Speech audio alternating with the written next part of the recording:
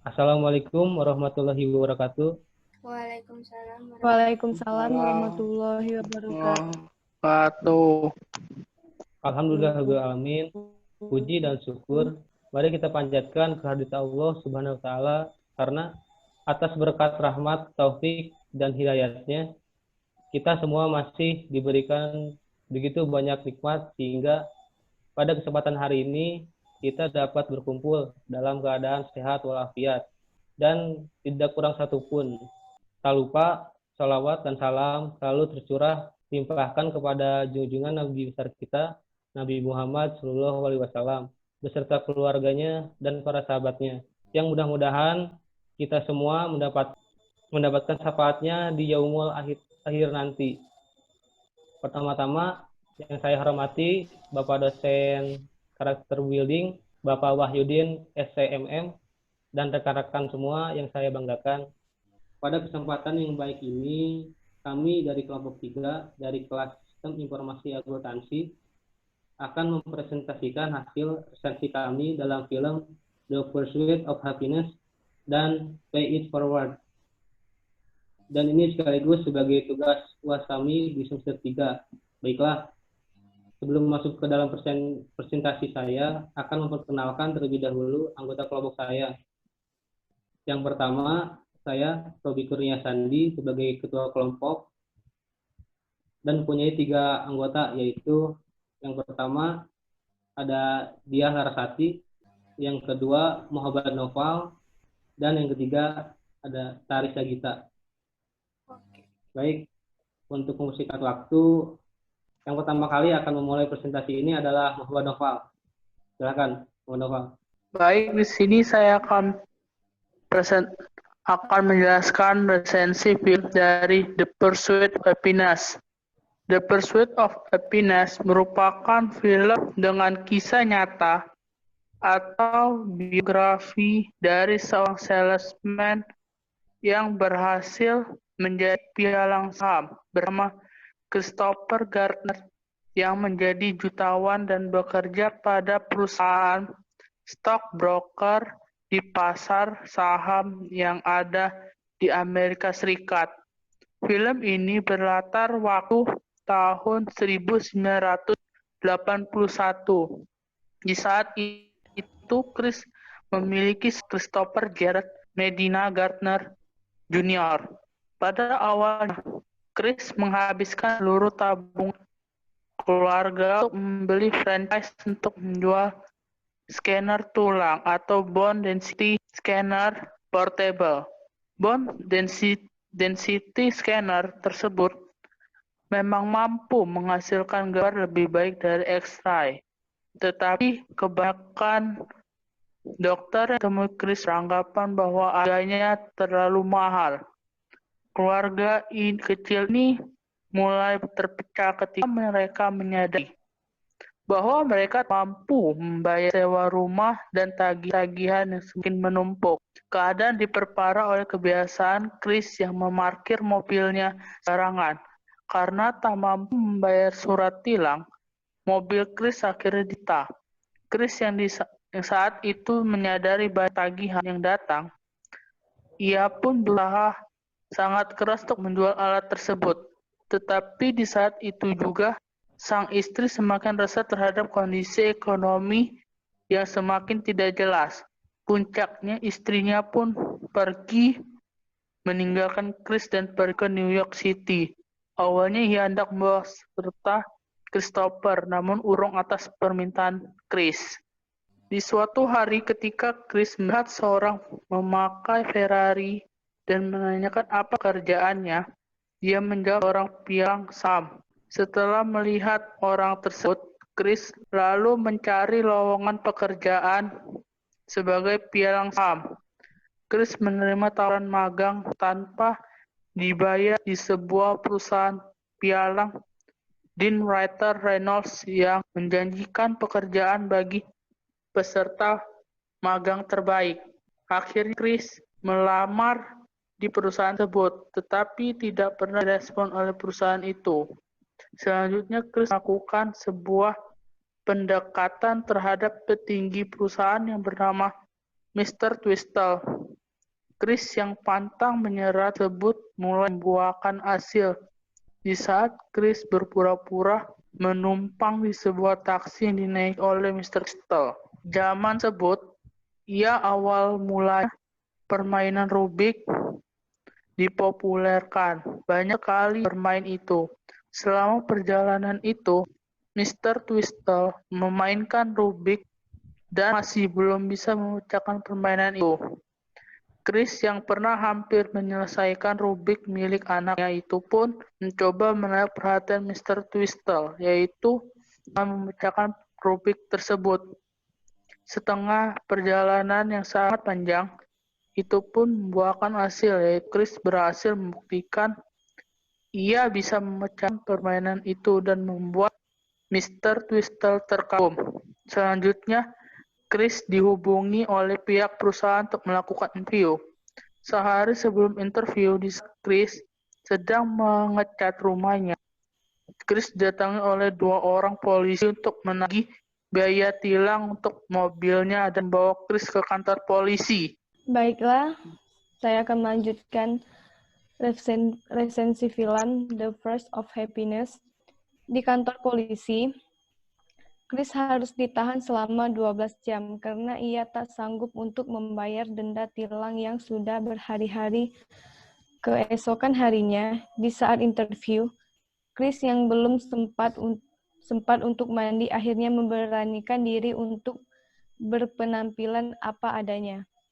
Dengan kepercayaan dirinya, saat nama Chris dipanggil, ia sempat ragu untuk berdiri, tetapi kesempatan tidak akan 2 kali ia berdiri dan menuju ruang interview. Di dalam ruangan, para petinggi sempat meragukan sosok Chris. Kemudian di saat Chris berdiri, dengan membawa suasana yang baik, para petinggi itu melihat sosok yang bagus di dalam Chris. Sebagai pembelaan, Mr. Twistle yang sering bertemu dengan Chris mengatakan bahwa penampilan Chris ini tidak biasanya. Selesai interview, Chris didatangi oleh Mr. Twistle untuk memberikan selamat atas interview yang luar biasa itu dan akan memberikan Chris pemberitahuan untuk selanjutnya. Chris yang sedang ditagih hutang oleh pemilik rumah itu memberikan waktu seminggu untuk membayar atau tidak pindah ke tempat lain. Di saat itu, ia harus menjual 1 alat kedokteran itu untuk bertahan hidup. Alat tersebut terjual 1 dan membuat Chris harus mencari tempat yang murah untuk tinggal. Di saat pelatihan yang sudah dimulai, Chris sangat berjuang dengan kerasnya untuk berhasil masuk menjadi karyawan dengan bertahan hidup. Selama pelantikan, Chris tidak dibayar dan mulai kehabisan uang. Chris yang kemudian diusir secara paksa oleh pemilik hotel pun kebingungan karena tak tahu tempat untuk tinggal. Pergi ke stasiun kereta bawah tanah yang tak tahu tujuannya, membuat Chris tersebut berserta anaknya bermalaman di hotel umum. Selama beberapa hari ia tidur di tempat-tempat umum. Namun kemudian ia memutuskan untuk tidur di rumah singgah Giddel Memorial Chris. Karena keterbatasan tempat, mereka harus mengantri untuk mendapatkan kamar. Kadang mereka berhasil, kadang gagal dan terpaksa tidur di luar. Kemiskinan dan ketunawismaan ini semakin mendorong tekad Chris untuk menjalankan tugas dengan giat dan mendapatkan pekerjaan di Dear Withers Royal Knowles. Di akhir cerita, Chris berhasil menjadi peserta terbaik dan diterima bekerja di saat beberapa tahun kemudian.